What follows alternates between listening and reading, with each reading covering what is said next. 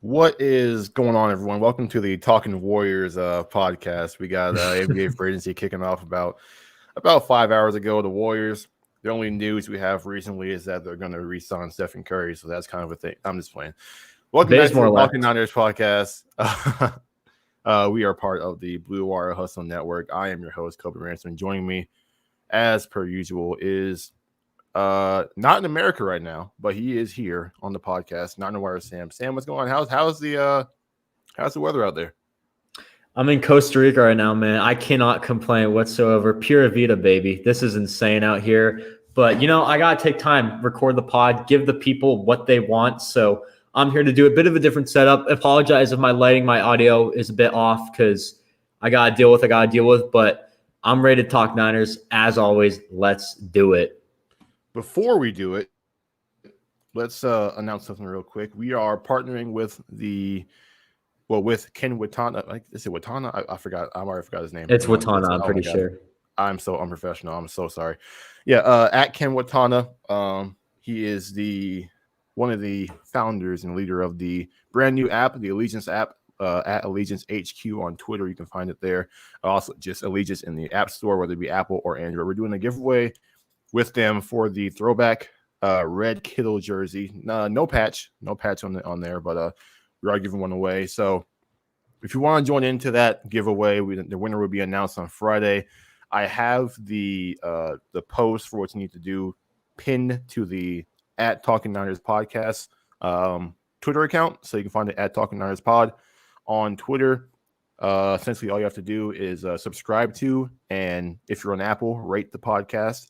And then join the Niners community on the Allegiance app once you download it and make an account. And DM your rating to either me or Ken, and we will be notified that you are entering for the giveaway, and that's all you got to do. So just getting out of the way, that's what we're doing. And now we can jump into what you guys are here for, and that is talking about. Before we do. Oh, go ahead. Before we do, I just want to talk about Allegiance real quick. Allegiance is a fantastic app for sports fans all around. I know right now it's a bit Bay Area heavy, but if we grow this app, if you guys can grow this app, Ken's a great guy growing this app really well. This app can be very big. So being one of the first people to join it, shout out to Ken, shout out to Allegiance, help a brother out, make sure to do that. But you guys don't have to do it because it's a giveaway. Just do it for the sake of it because it's an amazing app right now. So yeah, just make sure to check that out. All I want to say. It's real early, but I've been talking to Ken. They got a lot of cool stuff planned. App, you join a fan group, and you kind of just talk as usual on social media, but it's more controlled because obviously, as you're talking about this one particular team, it's a nice, fun app that it's going to get better as time goes on. So make sure you guys get in early. So you could be like, hey, I was here first. You can be like, I was here. We built this thing up from the ground. And anyway, talk about the Niners. Let's start off with the one thing that everyone is talking about, and that is Jimmy Garoppolo versus Trey Lance. And obviously, we know going into camp, it was not supposed to be a battle. It wasn't supposed to be a competition. We know Shanahan said that going into camp. Jimmy Garoppolo is QB1, Trey Lance is QB2. And as of right now, given Shanahan from his conference today, that is still the case. He says that Trey Lance still has some ways to go before he's anywhere near competing for the starting job. My question to you, Sam, is obviously given what we've heard, obviously you've been there for one practice, but I haven't been there for any. I'm just going off of the word on the street. But from what you've heard, do you believe Shanahan at his word that Trey Lance is still far away from Jimmy Garoppolo in terms of possibly starting this year? It's a tough question to say, and I'm always the person that's hesitant to give responses. But right now, I'm going to say that I do believe Kyle Shanahan. Give a response for now, but that could very much change. Obviously, Kyle Shanahan. He's the guy when asked about who's going to be on this roster, he said, oh, we might all be dead by then. So there's a ton of smoke coming out of Kyle Shanahan's mouth. Always has been, always will be. And from the aspect of the quarterbacks, Trey Lance has looked phenomenal. Jimmy Garoppolo has also looked pretty good. He's just been inconsistent, but Jimmy has the edge that is most important for the 49ers, and that is that he can win games now. Trey Lance, great quarterback. He's been looking good in camp, but can he win games now? That is the question. And you don't want to rush it. You had situations, prime example is the New York Jets with Sam Darnold. They rushed that situation right away. He should not have been the starting quarterback week one, and look where he is now. I mean, he got traded. They got him a new quarterback in New York. So overall, I do kind of believe Kyle Shanahan that Jimmy Garoppolo will be the starter for this team. But at the same time, things could very much change. There could be an injury, could be something like that. Then Lance would obviously be the starter. But as for now, if everything goes to plan, if Jimmy Garoppolo doesn't get hurt, if Trey Lance doesn't get hurt, I do expect Jimmy Garoppolo to be the starter because you cannot risk a situation like this, especially when you take a raw prospect. You gave up so much to get him. You got to take your time. You have to be patient. You just have to be all that stuff. Just make sure that this guy is in the best place to succeed right away. So obviously, when you hear about how the media is reacting to Trey Lance's camp versus what the coaches are saying and just kind of what their message is, I feel like they're trying to protect Lance because they know that this is going to happen. You know, you see Trey Lance as a guy it's like a career player is what I like to say. He has a strong arm. He's very athletic. You know, he's like, 6'4", 220. Obviously he's got the speed and running ability. He's like the kind of guy you would create in a video game, just a guy who can literally do it all. And we're seeing in camp, we're starting to get him, on the move, moving in the pocket, read option plays being called. And we saw in the red zone drills today, as we heard that they started off with Lance with 3 straight touchdowns in the red zone. And obviously people see all that and they get excited. A lot of media people have seen that and they've gotten excited. But then you see, and then we also had the Peter King article that came out, I think either this morning or last night. And I remember that was this morning. I want to say it might have been last night. But, we see Peter King is talking about, players are wild about what he's doing. And, Deebo Samuel said, hey, the kid's got balls. He's out there. He's not afraid to make a mistake. And then at the end of the Niners section of that article, they're saying, Kyle is saying that he, expects Jimmy to be the guy to start. That at the end of the day, he has no idea how this will play out. And that's how all of us are. We have no idea how this will play out. And really, it all comes down to how fast Lance progresses. And he's been impressive so far throughout camp. But as we know, it's been 5 practices. There's been no padded practices yet. So the line play may change when the pads come on, and the defensive line or offensive line maybe can play a little more of their game. And then, the corners and receivers can be a little more physical. But as things are progressing right now, people are questioning whether Jimmy might hold on to his job for long. If he does start the season, it may not be for the entire season, maybe for half, maybe for the first few weeks. But it's hard to say. Obviously, we won't really know much until preseason, where we can all see. And I think that's when it's going to ramp up. It's when preseason gets here and it's on TV and everyone's watching. And if Jimmy Garoppolo struggles and he looks like Jimmy Garoppolo, which he's looked like so far in camp, Jimmy Garoppolo has pretty much been Jimmy Garoppolo, the guy who gives you a few impressive wow throws and then has a couple of head-scratching decisions that's like, why did you do that? That's what it sounds like so far in camp. And then Trey Lance is a guy who just, you see why they take him number 3, just the athletic talent, just the lack of a really weakness in his game. He's had some accuracy issues that we've heard as far as like missing guys high or being a little late here and there, but maybe that's like just with time, he'll fix that. But overall, just from what we were hearing, it sounds like it's not a competition now from Shanahan, but when they get on TV and preseason, kicks off and everyone can see it, then we'll probably have to start talking about maybe there might be competition in this camp. And a question from our guy AB. As of right now, if things keep trending this way, I think he's definitely playing by midseason. For sure. And I definitely think. Go ahead, Sam. I was just going to say, I think the plan all along was to have him midseason. I still don't think that the 49ers trust Jimmy Garoppolo fully. Yeah, you need to put him in that situation. You need to start him right away if you want Lance to be prepared for the NFL. You don't want to throw a raw quarterback in there immediately. But I do think they're going to try to get Lance in there as fast as possible. I think the situation for the 49ers is going to be simple. When Trey Lance is ready, they're going to put him in there, even if Jimmy Garoppolo is playing out of his mind, because they need to win games. They need to go with a quarterback they can trust. It's going to open up the offense so much more. And Jimmy Garoppolo, the one downside to him in training camp, he's looked good on some days. On the other days, he has not. Inconsistency. Sometimes consistency is some of the best thing that you can have as a trait. So he's got to be a consistent quarterback. Any quarterback in the NFL has to be consistent. You cannot tell me one quarterback who has succeeded in the NFL, who has had a Pro Bowl caliber career or something like that, and Hall of Fame caliber career that was inconsistent. That never happens.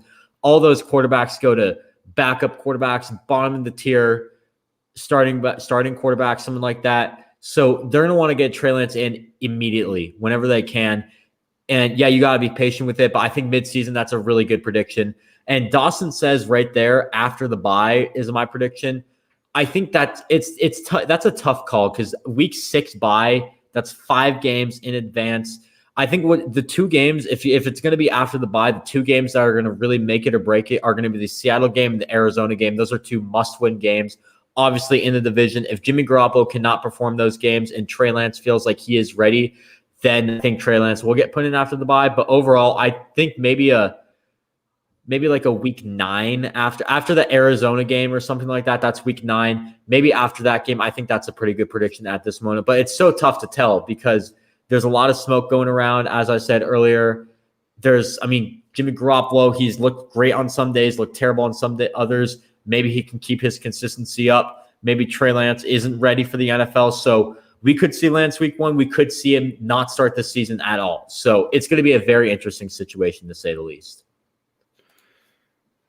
And it's going to get interesting once the pads come on. That's number 1. And then second will be preseason, as I said. But it almost really does feel like the Niners are trying to protect him, because the media is obviously like super heavy towards Trey Lance is going to win this job, sooner than later. Yeah, and for sure. That's where it's trending. And I feel like I feel like the Niners are trying to kind of like die it down a bit, trying to calm down the noise for Trey so he can just kind of focus on what he needs to be doing in practice and not really letting anything get to him. We saw he had the tweet. I think it was lyrics from a song, but it sounds like he might be on silent mode for the rest of the training camp if his IG caption was correct. But it feels like they're trying to protect him, and what Shanahan is saying might not have really any outcome on the actual competition itself. Maybe he's saying all this now, but things will change because the media. And then we had the Kendrick Bourne thing today, where Bourne said, at Patriots camp that, they practice harder and they train harder than they did in San Francisco. But my response to that was like, he's on the Patriots now. What else is he going to say, that they practice harder in San Francisco than in New England? I mean, that's not. That just kills the locker room. He had no other chance to say that. I mean, he was set up for that. I'm not going to buy that right away. Maybe after his career you can ask him or something like that, but you cannot tell me that has truth to it, and that's 100% true. There could be a smoke screen. That could be true, but it's hard to buy that from someone who's currently on the Patriots. It's hard to know if he's telling the truth or not, And then obviously talking about playing harder, we know the injury history of all our players. It's like, okay, well, maybe if they're not practicing hard and still getting injured, then what's happening over there really? But yeah, I mean, the media is a game, and I try to tell people this. They're not always telling you the truth. They tell you what needs to be said to keep things, controlled in the locker room. Just this noise around their team. They like to keep that, just as non-controversial and as non-toxic as possible. Because if you're out there just saying, yeah, Jimmy's he doesn't have that much relief, or Trey Lance is getting on him quickly, and you're just putting that pressure on the players for seemingly, no reason. It just isn't a good look for the team, and it just creates more chaos. So, I mean, can we believe everything Shanahan says? You can't really believe anything every coach or player says at the pressers. It's just kind of like, you kind of have to like play detective a little bit, when they say what they say. So I don't 100% believe Shanahan when he says, there's no competition, because we know he's out there, and he's out there messing around with the read options. He's messing around with the RPOs and getting Lance on the move. And I know he sees that. And I know he's like, Lance can just do things Jimmy can't do. And if Lance is tied with Garoppolo at the end of the camp, or if he somehow surpasses him, it feels like you just got to give Lance a go, especially when your first 2 weeks are against the Detroit Lions, who, I mean, on the outside looking in, it seemed like just Dan Campbell's going to be in over his head, and it might not be the toughest week 1 opponent. And then you have the Eagles as well, who on the outside looking in don't seem that good as either. So it's like a nice and comfy start for the Trey Lance, should he be ready enough to start. It's a hard thing to really see, but we will have a better idea once preseason gets here, and that's really when I'll have, I guess, a legitimate feel for how this is going. And I think most people will too. Moving on, away from the quarterbacks now. Now let's move on to the cornerbacks, and this kind of goes into where Katie is talking about. I guess we'll jump into that first, where we talk about Jimmy Ward and Jason Verratt. But yeah, cornerback depth. We know they didn't end up signing. I'm not forgetting his name now. You know his name, right? Drake Kirkpatrick. Yeah, Drake Kirkpatrick. There we go. That didn't fall through. We brought back Jordan Matthews though, so I mean that's the thing. Jordan Matthews gets signed by the Niners every year. But yeah, no Drake Kirkpatrick. They worked him out, but things didn't work out. And we had Tim Harris playing corner at first, and then I think he had some injury. He didn't play much today. He was limited. They threw Dante Johnson out there. He ended up getting hurt. And then apparently from what I read, Dalmador Lenore is the one who's performing better of the two rookie corners. I heard Ambry Thomas has been lost a couple of times, or is kind of like freelancing on plays at times in camp, and that Dalmador Lenore looks like he's a little ahead of Ambry Thomas right now. From the sounds of things, it sounds like it's a little bit of a mess, but at the same time, we haven't got Emmanuel Mosley back yet, who is still on the COVID list. So we'll probably have a better idea of how cornerback 2 is looking once he gets back and things kind of fall a little more into place. But as of right now, I guess you can say it's kind of a mess because they're throwing almost anyone out there at CB2 at the moment. Yeah, in the quarterback room, I mean, it's always been messy for the 49ers, especially since the Lynch Shanahan era took over. They've never really valued cornerback. And as for the Lenore point with Ambry Thomas, I'm actually not really surprised by that because Ambry Thomas coming out of college was supposed to be a project. Lenore, not as much. He just had a pretty, you could have some upside with him, but apparently his ceiling was pretty low from what most scouts said. So I'm not surprised by that. I think Dalmador Lenore could be that guy to start at cornerback 2, but I feel like we got him for more of that nickel role behind Kimmel Williams. I don't really know, but the cornerback situation is very messy. Currently, looking at the 49ers roster, you have Mark Fields. He probably will not make the team. Tim Harris, that's up in the air. Dante Johnson, Shanahan favorite. We don't really know about him. Ambry Thomas, obviously a rookie. He should make the team. Jason Verratt, which we'll get to in a moment. Kev Webster has had some experience on the team, but not really anything too much. Kim Williams, he's a nickel, and Dalmador Lenore. And those are the cornerbacks on this team right now. And I'm looking at the other guys. Emmanuel Mosley, I forgot because he's on COVID list. He's not technically on this roster. He's on a different spot. And I actually tweeted out some roster predictions yesterday, and we're going to get more into those. But for cornerback, I had Verratt, Mosley, K'Wan Williams, Ambry Thomas, Dalmador Lenore, and Tim Harris. And that is by far the weakest position on this team. You have Jason Verratt, who, yes, he's the best cornerback on this team, but he has had a ton of injury history in his career. Health is always going to be a concern for Jason Verratt, I think, for the rest of his career, and it always has been for him. Emmanuel Mosley, he should be the cornerback 2. We're waiting for him to get off COVID list, but I mean, he's an okay cornerback 2, if I'm being honest. He's good. He can be good, but also inconsistent. He had a lot of trouble handling a guy like DK Metcalf last year. He might have to handle some other guys like that. And then after that, you have K'Wan Williams is going to be the nickel. That's the other guy who's obviously one of the best nickels in the league, but not in on every play. And then you have Ambry Thomas, Dalmador Lenore, and Tim Harris, 3 very raw cornerbacks. So it does scare me a little bit, the cornerback depth, because you're throwing guys in there that might not be ready to play at the NFL level. You have in the NFC West, you have DK Metcalf, DK Metcalf's just an absolute beast. DeAndre Hopkins is the best receiver in football at this moment. And then on the Rams, you have Robert Woods and Cooper Kupp, 2 very solid receivers. I didn't even mention Tyler Lockett yet. And you got some other receivers that you got faced this year, like Devante Adams. I'll bring him up. I'm not going to go into too much into the other receivers, but it's very concerning when you have to start a guy like Dante Johnson or Tim Harris. I didn't have Dante Johnson making the roster, so I'll use a better example, Tim Harris. It's a very disturbing thing to see him do very poorly in camp so far, going up against the first team receivers and then struggling and then being put in a game where you're going up against a guy like DeAndre Hopkins or DK Metcalf or something like that. That definitely does concern me. And I do think the 49ers do need to add more cornerback depth. I thought that they were going to sign Drake Kirkpatrick. I was kind of surprised they didn't.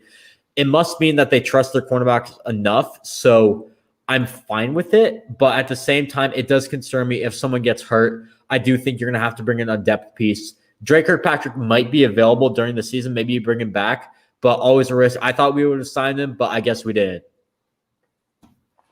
Yeah, and just looking at the overall room, the only other veteran corner they have is Dante Johnson. And obviously we know that Mosley played the last 2 years, and the only other player who really played, corner that started of the guys who we have on the roster. There's a lot of unproven guys, and it seemed like they were trying to get another veteran presence in the room with Kirkpatrick, but didn't work out. And now we kind of just have to see how things play out. Obviously, they're young. They got a lot of room to grow. They can improve as camp goes on, but as of right now, it just seems like it's kind of a mess. And this front seven is going to have to be the one that carries the defense for the most part. Because if it's on the secondary like it was last year, I don't think it will be as great. But on the good side of the secondary, Jimmy Ward looks fantastic and Jason Verratt looks fantastic. So just kind of talking about that, I mean, they said Verratt looks like probably the best corner the Niners have had in camp in likely years. So I think that's something to really, be excited about, obviously. We know Sherman came in. He was, obviously more on the backside of his career, and he wasn't anywhere near where he was with the Seahawks. But he had kind of a good 2019 where he kind of recaptured some of that magic. But Jason Verratt is a guy who obviously we know can play man covers, can play zone covers, can play press. Has fantastic instincts, fantastic ball skills. If he obviously is healthy this year, him and Ward, they're both able to stay healthy. Two guys who we know have had a laundry list of injuries in their careers. This could be the year they both have huge career seasons. And if they stay healthy, it sounds like they're primed to do that.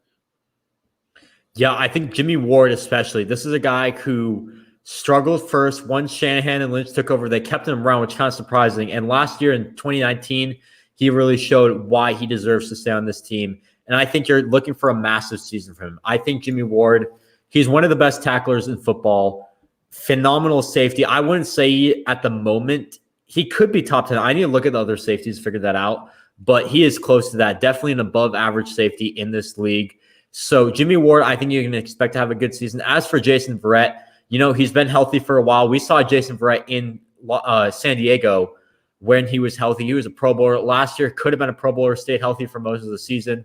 But overall, I think you're looking at those are the two guys that are going to lead the secondary, along with Jaquaski Tart, who has been on COVID list. Maybe he'll have a good camp as well. So those are three guys who I think could very much carry the secondary.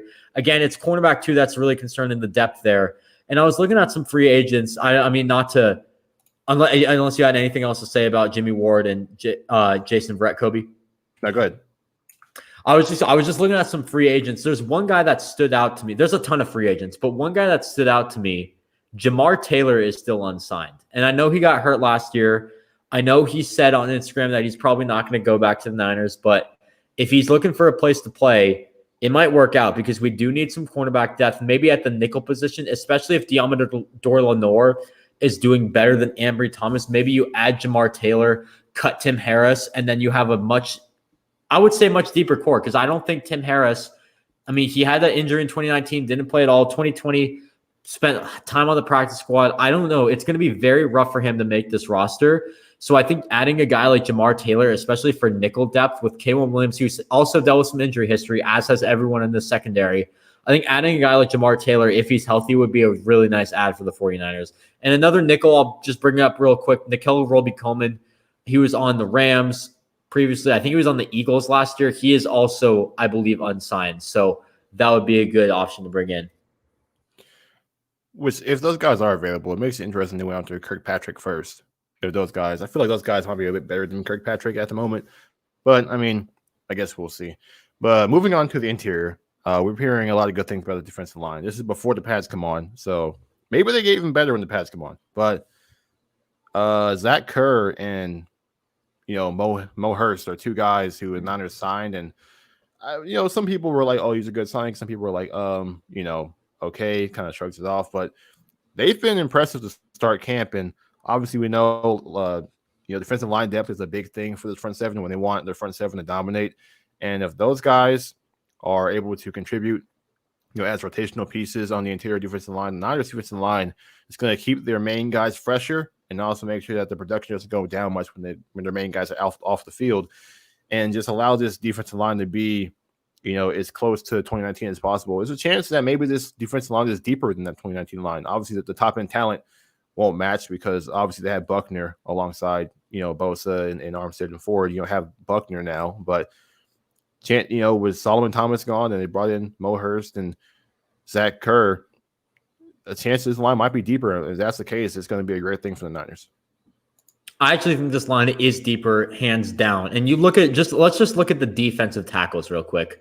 So I made my roster predictions yesterday, and I had 6 defensive tackles out of the following 7 guys: Javon Kinlaw, Contavious Street, Eric Armstead. You can count as defensive tackle if you want. He could play at edge as well. So Javon Kinlaw, Contavious Street, Armstead, Zach Kerr, DJ Jones, Mo Hurst, and Kevin Givens. On most teams, all those guys are starting on those teams. If you put them on one of the worst teams in football, just a mediocre team, a lot of those guys are getting those first team reps at defensive tackle. And 7 defensive tackles, in my opinion, is way too much for this team. You're going to have to cut down to at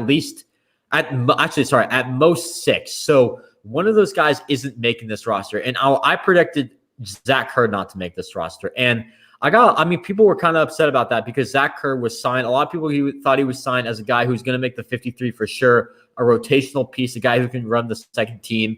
And it's interesting. It's very hard to make that prediction for the defensive tackle because one day you have Contavious Street as the best player on this team at training camp. Next day it's Mo Hurst. The day I was at, it was Contavious Street and Mo Hurst both lining up. And then today and yesterday, I've been seeing Zach Kerr has been the best player on this defense. So it's very interesting to see that situation. I know you have the quarterback battle, but I actually think that could be a more important battle to watch for this team because I think if Kyle Shanahan is correct, Jimmy Garoppolo is going to be starting. We don't need to worry about what Trey Lance does. Well, yeah, we need to worry about what Trey Lance does. Obviously, he's the 3rd overall pick in the draft, but you get what I'm saying. Jimmy Garoppolo is the starting quarterback according to Kyle Shanahan. We don't really need to discuss that as much. We do need to discuss what the defensive tackle depth is going to do. So Kinlaw, Armstead, those guys are locks. Contavious Street, with the way he's been performing, he should be a lock. Kevin Givens, I think, probably should be a lock as well. It's really up to Mo Hurst and Zach Kerr. Actually, you could add Kevin Givens in that conversation. I don't really know. But the defensive tackle battle is going to be very interesting. My prediction is Zach Kerr doesn't make it, but it's going to be very hard to let a guy go like that. And I definitely think you can get – the good thing for us is by having that much depth at defensive tackle, you can probably get a day 3 pick for one of those guys. So it's right now the situation is very in our favor because I really don't think you can go wrong with whoever you want at defensive tackle on this 53-man roster. Yeah, personally, I think the guy who could be getting the short end of the stick would be Kevin Givens or Contavious Street just because they signed Zach Kerr and Mo Hurst. So I guess we'll kind of see. But then again, we'll know more when we see preseason. When we see who comes out with which team and how they look on the field. It's hard right now because obviously, like us, we're like the majority of people. We haven't seen much. We only heard a lot. So once preseason gets here, we get a chance to see it for ourselves how these players are looking. It'll be a lot easier to really talk about this kind of stuff. But definitely. And wait, can I just say one thing? I think Contavious Street at this point, Kevin Givens, I think actually wouldn't necessarily be a lock. I think Contavious Street, with the way he's been performing at camp, with the reports I've heard, the way he ended last season, I think Contavious Street should be a lock to make this roster. I would be very surprised if they let him go. Sticking with the D-line, another guy, D Ford, he was in team drills today. We know he had been doing individual work, and he participated in team drills today. So for those who have been cautious, about D Ford returning, he played with the team in the team drills. So he's looking good. Things are trending in the right direction with him. And, it's hard not to be excited because they get D Ford back. That is huge because, like we said last episode, many thought there's a chance he's probably done. But he's come back and he's practiced, and they say he's looking pretty good. And if he's anywhere close to where he was in 2019, this defensive line is getting a big boost. Yeah, I think D Ford, I've been saying it for a while that he was the X factor of our D-line in 2019. When he was on the field, this team was so much better. We're 10-2 with when D Ford has played. And the 2 games we lost were against the Baltimore Ravens and the Seattle Seahawks. So that D Ford on the field is a phenomenal addition to this team. And we're going to need that this year. Yeah, I know we got Samson Ebukam, but D Ford is a lot better than Samson Ebukam. And a healthy D Ford, oh man, this team is just absolutely stacked with that. And now he might be a 3rd down guy, really only playing on 3rd downs. And I know that we gave him a big contract. I know that people are going to want to play him more because of that contract, but you need to keep D Ford healthy at all costs because he is so valuable for this team. Yeah, the contract's bad, but when he's on the field, it is so worth it. And you know what? We manage our cap well around his contract. So at the end of the day, I think we're chilling with that. But D Ford back on the field, that is something we needed to see. This is a guy who I thought was probably done. I think Kobe, I mean, we kind of talked about this. We thought he was done in this offseason. Most other people thought he was done. But D Ford back on the field, it's honestly a miracle that he's back on the field, but it's phenomenal to have. So I'm really happy he's back on the field, hoping for a massive season from him. And this topic I kind of put on here just because of what you said earlier. You wanted Zach Ertz, but I mean, who needs Zach Ertz when you have Ross Dwelly? Apparently, he's been looking good in camp so far. So there's your tight end too. There's your receiving tight end too, Sam, that you wanted. Yeah, and we definitely needed that. I think having Jordan Reed on the team last year was good, but now you get a guy who I think the big thing for me here is Ross Dwelly can bond with Kittle, and they can blend in together, I guess I'm trying to say, because, I mean, Jordan Reed, George Kittle, they weren't on the field that much. I also think Jordan Reed had a terrible connection with Nick Mullins, which is probably the reason why we cut him. But Ross Dwelly on the field, I mean, he's looking good in camp, connecting with all the quarterbacks. I think if you want a receiving tight end, there you go. That's what we needed for this team, and I'm really glad that he's doing that part. Because earlier, I mean, we gave him more of a blocking role, and now we give him that receiving role. I think the door opens wide. I think the door is wide open for Ross Dwelly because Ross Dwelly, he's a damn good receiver. I didn't think the 49ers were going to use him more in a receiving role, but it looks like we are at this point. So I'm really happy that they are. Yeah, seeing Dwelly, obviously, I think Dwelly's almost like one of the afterthoughts on the Niners offense because you're not really looking forward to him doing a big, much on the field when you have guys like Ayuk, obviously Debo, Kittle. But obviously they bring him out there to kind of help block. But if he can, add a little something to the receiving game, which we've seen him make some pretty impressive catches during the season before. Obviously, it's just another guy you can rely on to throw to. And, it's just if he can be just a guy who you can rely on just to catch the ball when you're open, when guys are keying in on Kittle, keying in on Ayuk, keying in on Debo. Same thing we said with wide receiver 3, just another guy who you can rely on when you're open and other guys are being covered. And if Dwelly can be that, which he has been in the past, I think the Niners are fine at tight end. Their tight end room right now is in a good spot, and they probably won't make any other moves towards tight end. I mean, they did sign Jordan Matthews at tight end, but other than that, they probably won't make any moves at tight end. And that's going to be the room we have going into the preseason. And you mentioned the receiving game. I just want to bring that up real quick because that's another position that has been looking phenomenal in training camp. Brandon Ayuk, Debo Samuel are really showing why they were picked so high in the draft, why we traded up to get Brandon Ayuk. Those guys are really showing out. And Mohamed Sanu has been the big surprise at camp because he's been looking – I mean, we had him on the team, last year – did not look good, but now it looks like he's really found himself, really planted his foot in this system, and is really just full go for whatever this team wants to do. Definitely a guy who can fit in the slot receiver. I think at this point, we know there was like a wide receiver 3 competition. We didn't know who was going to be. There was a lot of debate about that. At this point, I think Mohamed Sanu is running away with that competition. And it also seems like Jalen Hurd, he's back on the field finally, and he's been looking pretty good at that too. So overall, those 4 guys have been standing out during training camp. Actually, I'm going to bring up one more guy, Trent Sharefield. That's another surprise kind of at camp. I didn't really have high expectations for him, but it hasn't been the days that I'm at that he's looked good, but he's looked pretty good from the days I wasn't at. So Trent Sharefield, that's another guy who's been standing out. And I think those 5 guys, Sharefield, I wouldn't say is a lock to make the roster. But other than that, I think those 4 guys I previously mentioned, they should make the roster. And as Dawson just said right there, if we do need another tight end, you could put Jalen Hurd there. He's an absolute freak of nature. I'm so excited to see what he can do on the field. Yeah, we just want to get him to the field. That's all. Exactly. That's the main goal. So far. We just want to get him to the field. If Jalen Hurd can take a snap of football, that would just I would die a happy man. Just one regular season snap, just so we know he made it, just so he can be on the one snap. Even if he just kneels the ball down in victory formation, we just need one. I'd be happy. Tackling in history books, just one stat in the books for him, just one. Mm-hmm. It could be one reception, negative 20 yards, just something. Give us something. But one thing, that's all good.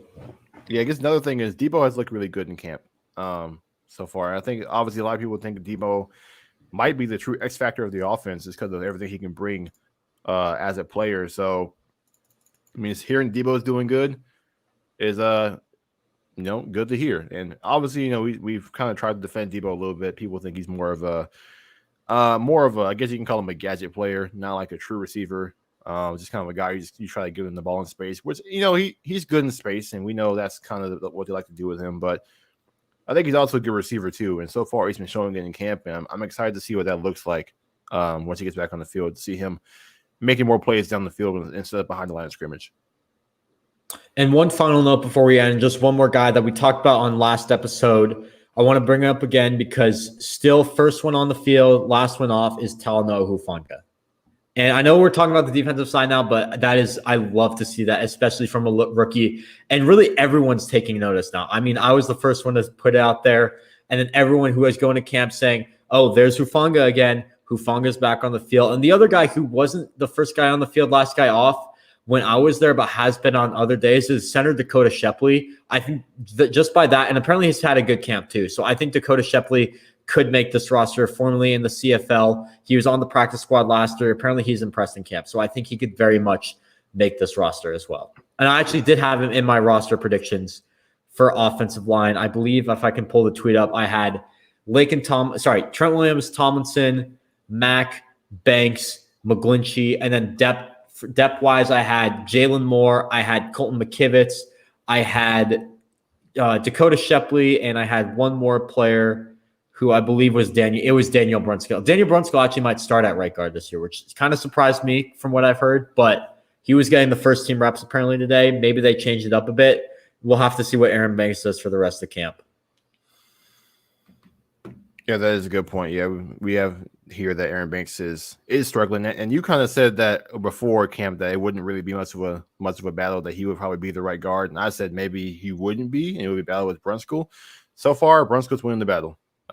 So he definitely is. I think the goal with Banks was to get that pass protecting guard right next to McGlinchey, so you have that pass in the inside, run block on the outside because you need help with that, but. If Brunskill's doing better, I'll take it because you just want the better player out there. It might not be the best scheme. I think scheme-wise, you want Aaron Banks in that situation, but Daniel Brunskill, you cannot complain with that. Maybe Aaron Banks just needs some more time to develop. So whoever starts a right guard, I don't think you can go wrong with Aaron Banks or Daniel Brunskill because I think Daniel Brunskill is a starting caliber guard at the moment, and I think Aaron Banks will be a starting caliber guard later on. So you really cannot go wrong with either. All right, that's going to do it for us. Not that long of an episode, but once again, without us being able to see what's happening and just having to go off of what people are saying, not everyone's saying the same thing coming out of camp. So people are saying things differently than others. So I'm kind of waiting for me to see it myself before I put anything out there that's like legitimate or, definitive from my standpoint. But we're next week on Saturday? That's the first preseason game? Yeah, that's first preseason game against Kansas City, I believe. Yep, that's the game, and so close to football season, baby. I'm gonna watch it regardless, whether I'm at work, whether I'm at, no matter where I'm at. I could be. I'm trying to think of somewhere that you wouldn't watch something. Anywhere, I don't care. Wherever I'm at, I'm watching the game. I'll try to watch it for sure. I mean, preseason. It's weird because preseason. The last time there was preseason, I wasn't doing podcasting. I never really paid attention to preseason. But I wasn't either. So this is different. This is different this time because I actually have to pay attention so I can talk about things when we come back to record. I mean, it's going to be hard because it's like, the hard thing for me is I leave California on the 22nd to move to college. I'm going to Syracuse, so they're not going to air the preseason games there. I might be busy with stuff, so this could be my only real glimpse of preseason right here. So I'll definitely try to tune in if I can tune in, I will tune in. We'll leave it at that.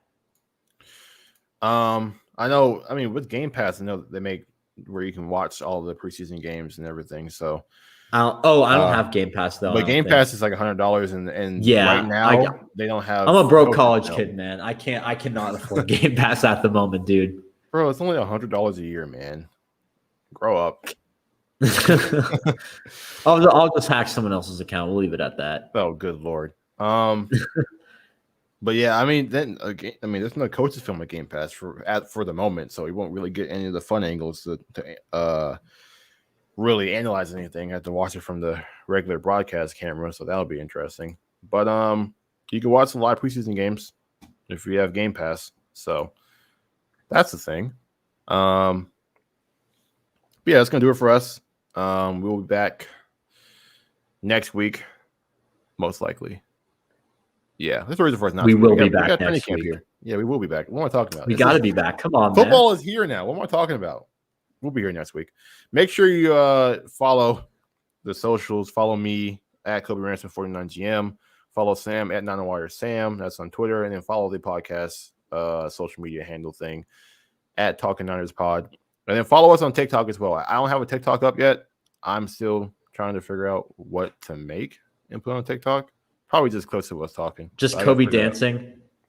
Just like get some Kobe dancing on there to the 49ers music. I might just take Bang, pictures of all my headbands and put on there for content. You know, just like, hey, look at this headband. People would like that, honestly. Just like showing someone, like, you just do a video of how big of a fan are you, and then just like show all your headbands and stuff. Headbands, hats, shirts, everything. Like, hey, look at all this merch I have. Yeah, it kind of just comes up. The idea will just pop in your head. Yeah, I mean, I wouldn't prioritize following TikTok now, but once I get it going, then I'll plug it. Anyway, thank you for watching. Oh yeah, subscribe to our YouTube channels too. Do that, because I've been stuck on. I know there's more than 69 of you guys who want to sub to my channel. Nice number, by the way. Nice. But I know there's more than 69 of you guys out there who want to sub to this channel. I know there is. So make sure you go into the description of the podcast episode. Make sure you follow Sam or subscribe to Sam. Make sure you subscribe to me. And by the way, there's 448 subscribers for my channel and only 69 for Kobe. I know 100% that at least some of you guys are subscribed to me and not subscribed to Kobe, and you are currently watching right now. So you know what? Subscribe to Kobe right now. Do better. Don't even hesitate. Do it. Support both of us. What are you doing? Support both of us. And if you're subscribed to Kobe and not me, then what are you doing? Come on, man. And you're subscribed to me and not Sam. What are you doing? Same thing. You know, like, come on, guys. You gotta follow both. It's a package deal. You don't get one. You get both.